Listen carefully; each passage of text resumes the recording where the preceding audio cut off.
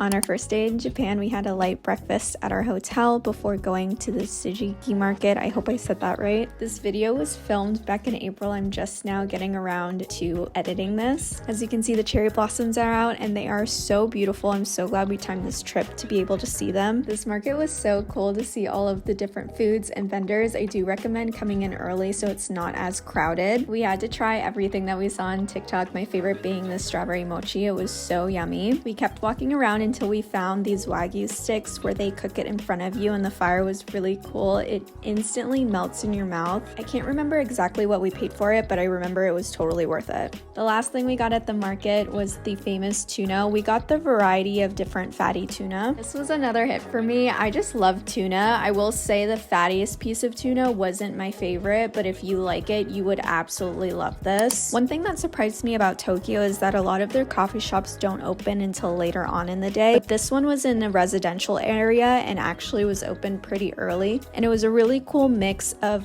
biking gear and coffee, and the matcha was really good. This is a lunch omakase that we did, and it was really good and really cool to experience. My only complaint is that we only had 30-minute reservations and there were like 13 courses. Again, the value was amazing, but we had to eat so fast. I feel like I couldn't really enjoy the food. I'm a really slow eater, so this was really hard for me, and they just kept piling on food and telling me to go faster. So definitely keep that in mind when you book reservations for lunch or dinner. The rest of the afternoon and the evening, we explored the Ginsa neighborhood. For dinner, we were so exhausted, and we actually had some credits at the hotel, so we had dinner at the hotel restaurant.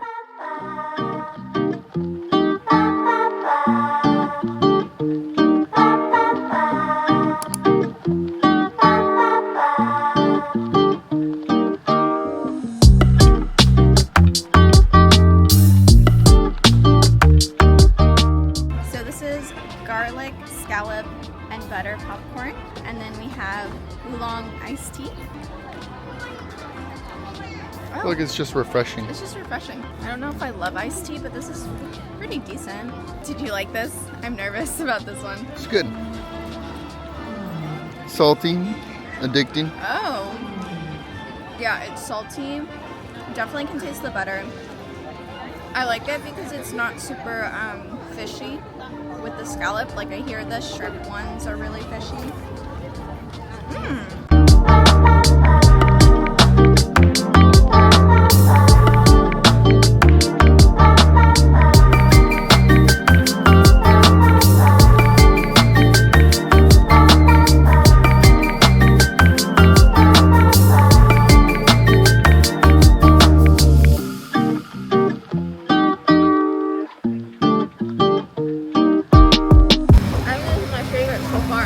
No way, really? Different categories. Sweet. Those are my favorites so far. Savory. That naan was really good.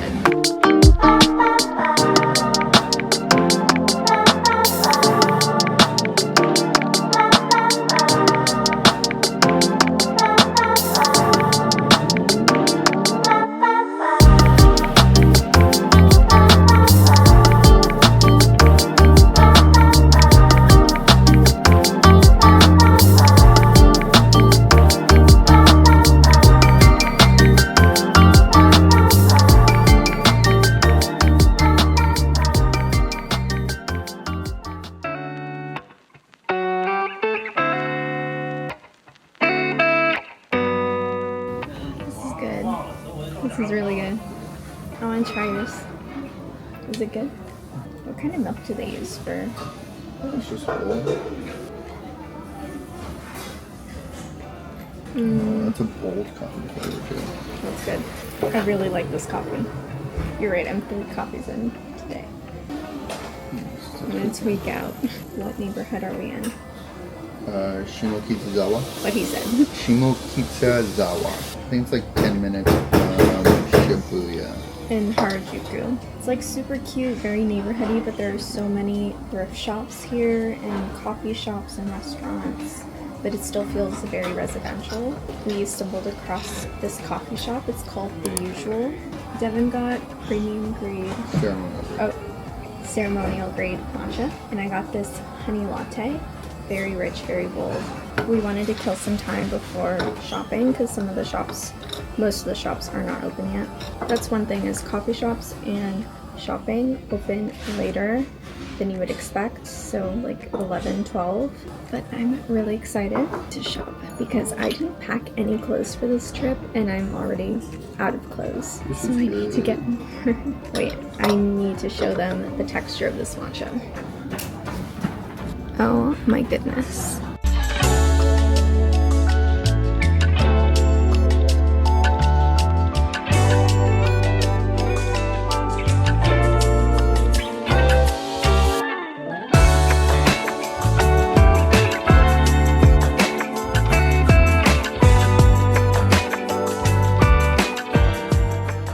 After exploring and shopping, we were starting to get hungry and we really wanted to find a hole-in-the-wall restaurant. We didn't really have anything planned or booked. I don't remember and I'm not sure what this restaurant is called, so I'm glad I got a clip of the sign. And if I'm remembering correctly, this was my favorite place, hands down. It's a tonkatsu spot. I think it's really true when they say the hole in the walls and the places that you don't really hear about, the spots where the locals go to, those are all the best places to get the most authentic Japanese food. This day in particular, I had a ton of caffeine, probably 3 to 4 cups of coffee, but I just could not stop. There were so many good spots in Tokyo. This shop is called ARC. The interior is what really drew us in. It was very vintagey and modern, and they also had a variety of wines on their menu, which was such a nice mix-up from all the coffee we've been drinking. One thing about us when we're traveling is we definitely prioritize food and shopping over historical sites, but seeing shrines all over Tokyo was really cool. This is called Asakusa. I definitely think you can miss this. It seems very touristy and crowded, but I did very much enjoy the treats that they had on the streets. This was a type of bun that reminded me a lot of a concha, actually. One thing that people kept telling us was to try the pizza in Japan, and I didn't understand it until we went and got some. It was also a nice break from all the Japanese food, and don't get me wrong, I love Japanese food, but when you're there for 2 weeks, you're kind of just itching for something else. And this did not disappoint. I don't know what kind of magic they do to this margarita pizza, but it is not a regular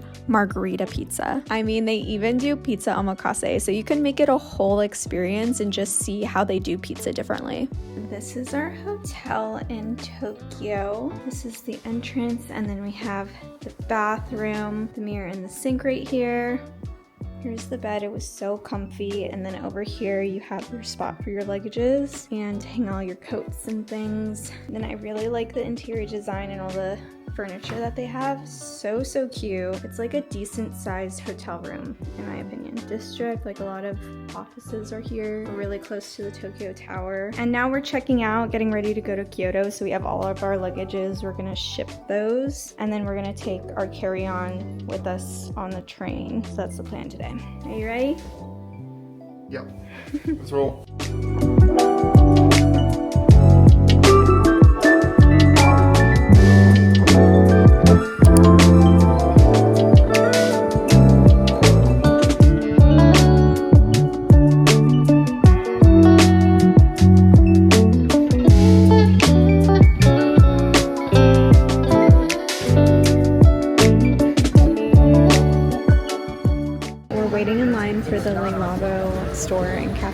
I already got a matcha. It was so good. We're waiting in line to look at all the merchandise. They have a signature scent that's exclusive only to Kyoto, and they make it here. Oh my god, this is so pretty. All of the cherry blossoms are like falling off of the trees, and it's so pretty. Anyways, they make all the scents by hand, so if we wanted to buy it, we would have to come back an hour later and pick it up, which is so cool. You can see everyone making it. We're next in line and we'll look at all the merch.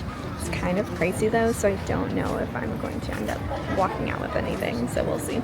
We did end up deciding to pick up a fragrance that is exclusive to Kyoto. It's called Osmanthus 19. It has a good mix of a woody and floral scent, which I think is the perfect combination. And since it's exclusive to Kyoto, I thought it made for a really good keepsake. This day was really rainy, so I was dying for a comfort meal for lunch. Every restaurant serves tea before you have your meal, and I just loved having this. It was so refreshing. And then I was totally surprised to see matcha beer on the menu, and we just had to try try it, and it actually was really, really good. This restaurant basically serves Wagyu beef bowls over rice and has different side dishes. And what I loved about this restaurant is that they gave you instructions on how to eat the beef. This is definitely a spot where we kept talking about it after and wanted to go back. We're nearing the end of our trip, so we wanted to squeeze in a couple more sightseeing places and of course more matcha.